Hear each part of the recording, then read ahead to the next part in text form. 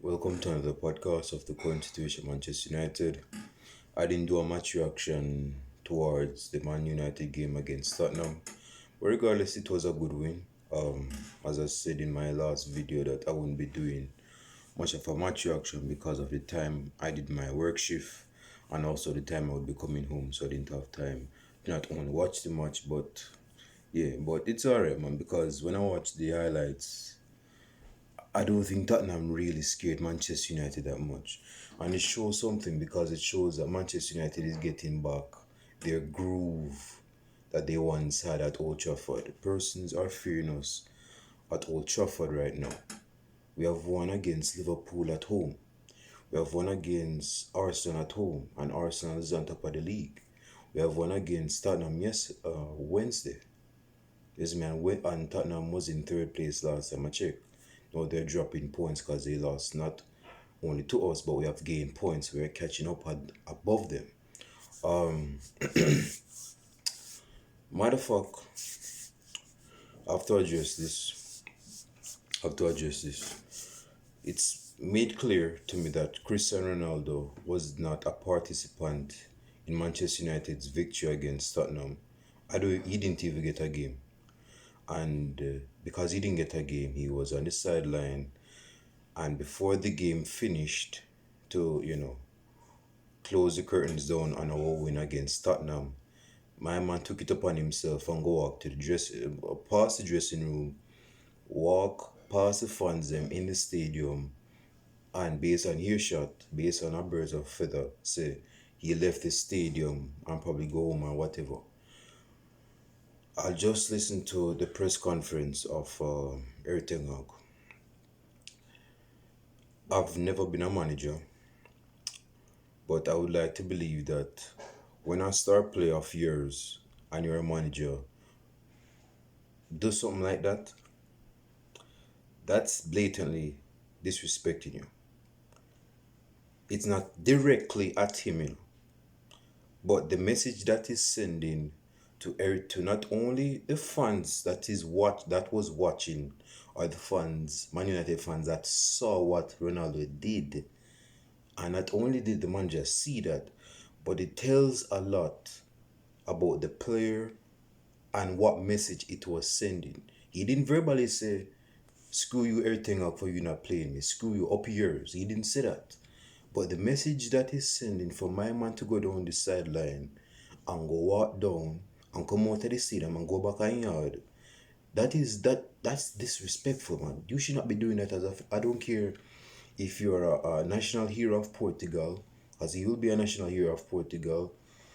I don't care if you have a personal jet plane, which you do. I don't care if you have hotels, which you do. I don't care if you have personal gyms, which you do. I don't care if you have an airport. Based on what I hear, you have an airport. I don't care if you do. I don't care if you have the most Instagram followers, which you do. I don't care if you have a beautiful wife, which you do. I don't care if you have beautiful kids. I don't care about any of that. That basically, I don't want this video to be long because I have to do the preview of the Chelsea's match. Ronaldo's ego is going to be his downfall if this continues. We have seen this against Everton game last season, where my man came off of the football pitch, and because he was frustrated, he was irritated, and things were not going his way, my man go slap out someone's phone in the stand, what was an Everton fan, and go mash up the phone screen, and go talk about, my man go take his phone and type up something on Instagram and say, hey, that fan phone that I mash up because of frustration, when you're in the heat of the moment, stuff like that tend to happen, and frustration get the best of you. So, I would like to apologize and say, hey, that fan that I cracked his phone, I would like to bring you to Old Trafford so that you can watch me do my flicks and my tricks. Just watching the best player in the world do his thing on a football pitch. And yeah, I would like to that would be my apology to him. If that was me, that wouldn't cut the cake. You have to do more than that. But this is not about me. This is about the fact that his ego is becoming his downfall. Persons look up to this youth. Persons look up to this youth. This brethren literally could breathe and person are going to imitate his breathing. That's how much of an influence he has. Now I'm not saying that's a bad thing, but if you go pull off something like that on a football pitch and just walk off as if you're acting as if nobody can go see you like everybody is real Charles or Steve Wonder, then I have to wonder about that. You are setting an example to young youths in the academy, under 9, under 18, under 16, under 21. I don't care if it's under 40. You're setting an example to young eyes that's watching you. And you forgo walk off like that. Yes, dude, you weren't playing. Yes, I could understand that you didn't get no minutes on the game. But for you to be walking off of the field like that, if and it's been said that Erik ten Hag punished him by dropping him for the Chelsea game. Good, good, good. I saw something on Facebook, and he basically said it was talking about Sir Alex Ferguson's autobiography, which he did in 2013 after he retired. And he basically said this about David Beckham. He said, uh, don't get me quoting on it word by word. This is me. I'm no ghostwriter or anything. This is me. I didn't read the book. But there's this statement I saw in the post, and it basically said, I have to go look it up, man. I have to go look it up. Because it was talking about David Beckham, and he said, any player that thinks he's bigger than the manager, he has to go. No, that's some gangster stuff. That is gangster as hell. That is gangster. That's a gangster gaffer right there, sir. If you believe say you have the big head under your manager and you feel say you better than the manager, and you talk about say, okay, seriously, here's it. The minute a Manchester United player thought he was bigger than the manager, he had to go. He said this in his autobiography in 2013 when it came out in 2013, published in 2013. So I'm not going to say that Ronaldo should go or leave, but if this is a continual thing, he has to go. He's basically asking to be cut loose if he's doing this on a regular basis. Now he's not doing this continually, In his defense, he's not doing this continually, but if you see how Cristiano Ronaldo has been behaving since last season, not clapping the fans away from home, being the first to go on a football pitch, being a spoiled brat and just walking off, crushing some youths, Evertonian fan phone on the floor, just walking down a tunnel without the manager saying. That is basically you saying up yours to the manager without you saying it. That's what.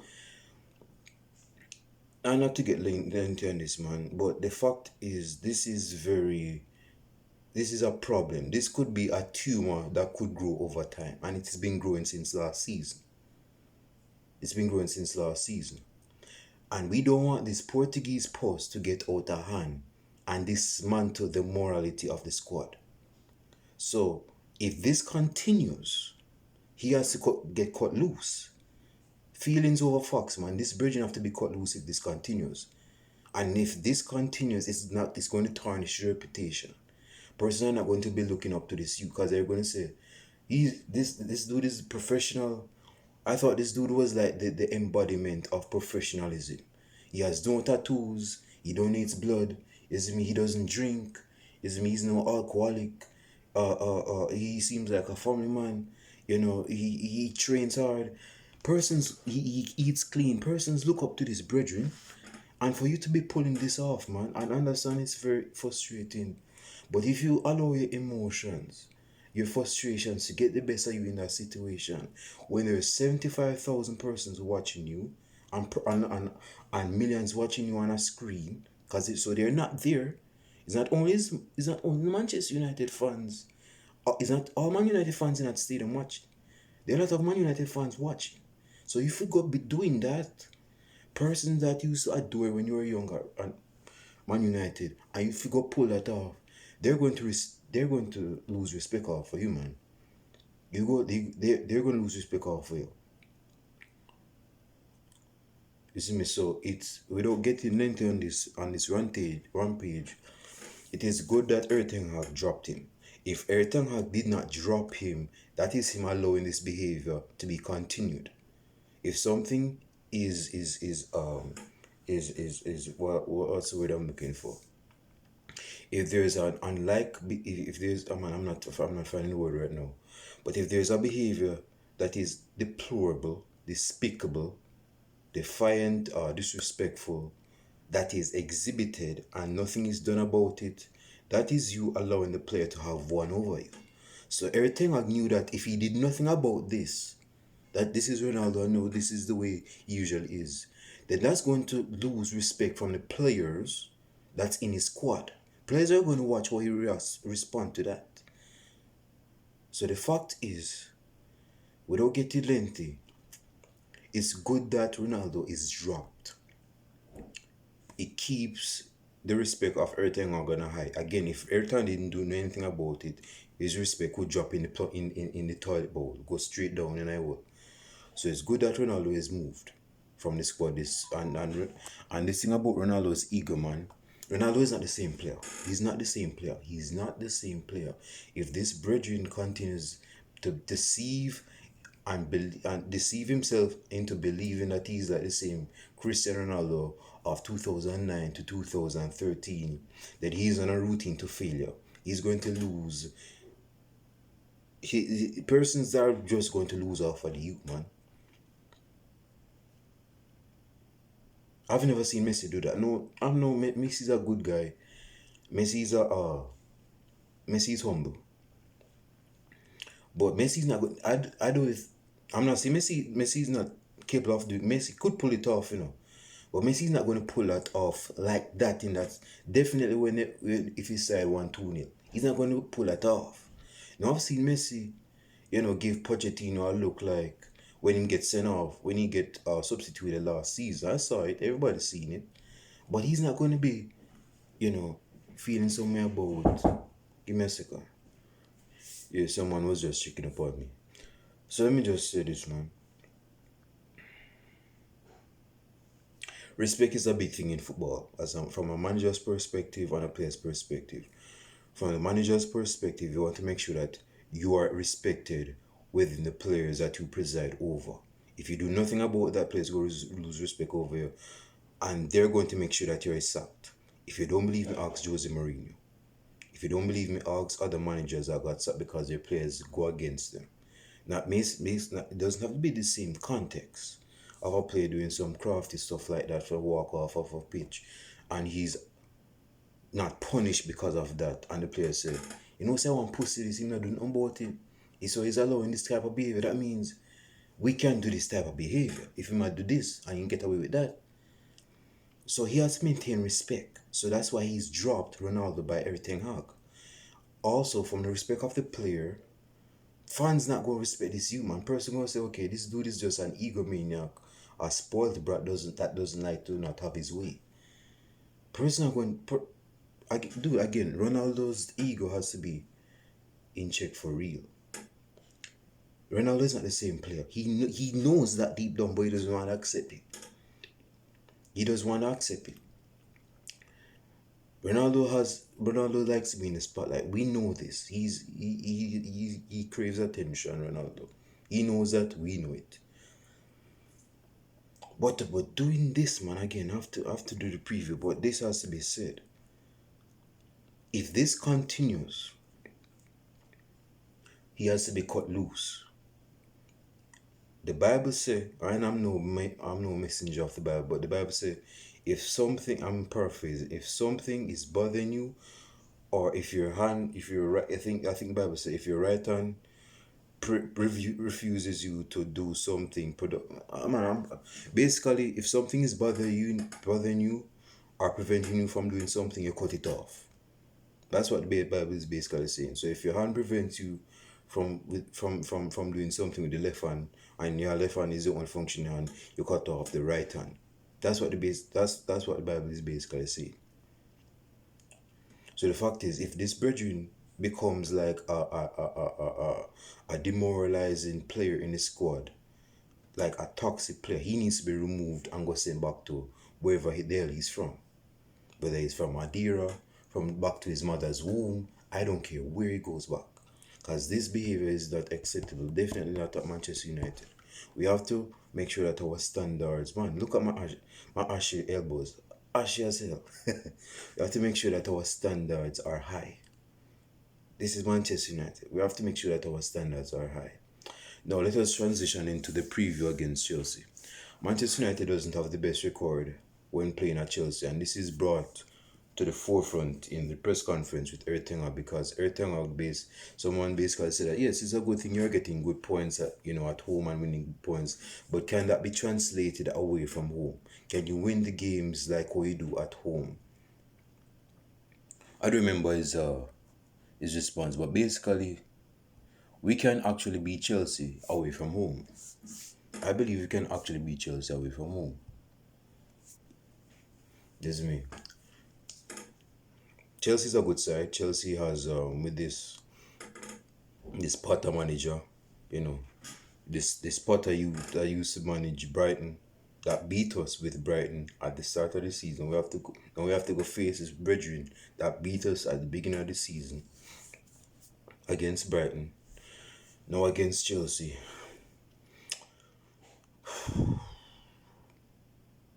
A lot of things we can actually win this game tomorrow. Um, with Ronaldo being removed from the squad, we don't have to be worrying about toxic whatever. Chelsea is doing good this season. Um, they're getting wins. They're playing well. They're getting goals. We have to be wary of who we play tomorrow. Again, we don't have the best record at the Stamford Bridge. We don't have the best record at Stamford Bridge. I can't even remember the last time we won against. Oh, we won against Chelsea. I think it was in 2020 when Aaron Wan-Bissaka crossed the ball to Anthony Martial and got a 1-0 victory. I think that was with the last time we won. Man, my lips are so dry. It's actually cold. It's 9 degrees. Yeah, I think that's the last time we won at the Stamford Bridge. But yeah, we don't have the best. We don't have the best record at the bridge.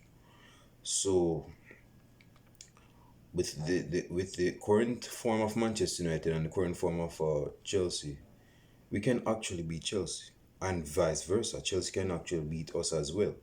So it's going to be one of those games where they can say, "Aha, I get you," and the other side say, "Aha, I can get you too." Isn't it? Something like that. So this game against Chelsea, um, I'm going. Okay, let me start my starting level. David De Gea, Dalot, Lisandro Martinez, and Varane. This two has been colossal. Left back, I guess I'm starting with Luke Shaw. Yeah, I must stick with Luke Shaw. Midfield, Christian Eriksen. I think Christian Eriksen is back to full fitness with Casemiro. Fred played well, although I didn't watch much, but Fred did a mad thing against Tottenham. Like some Tottenham fan was saying on the Tottenham website, Tottenham fan page, I was reading the comments when they were showing the highlights of their loss. Who does that? Only Tottenham. And some fan in the comment section say, "Yeah, man, I can't believe we make this bridging from Brazil, this 5'4" bridging from Brazil look like he was Ronaldinho in the midfield. We can't make this." So it goes to show. It's just fun to find out what other fans are saying about our players, but I'm not expecting Fred to be no, we cannot be starting Fred against Chelsea. Nope. We're gonna lose the midfield battle. So I'm going with Ericsson and Casemiro. Bruno Fernandes as the number 10. Notifications. And who else? Bruno Fernandes as number 10, Sancho on the left, Anthony on the right, and I'm going with Rashford through the middle. Yeah, I'm going with Rashford through the middle. So Dalot, right back. No, David De Gea, Dalot, Lisandro Martinez, Varane, Luke Shaw, Ericsson, Casemiro, Sancho, Anthony, and Rashford. Leave your starting 11s down below in the comment section. My starting prediction, my score prediction is 2-2.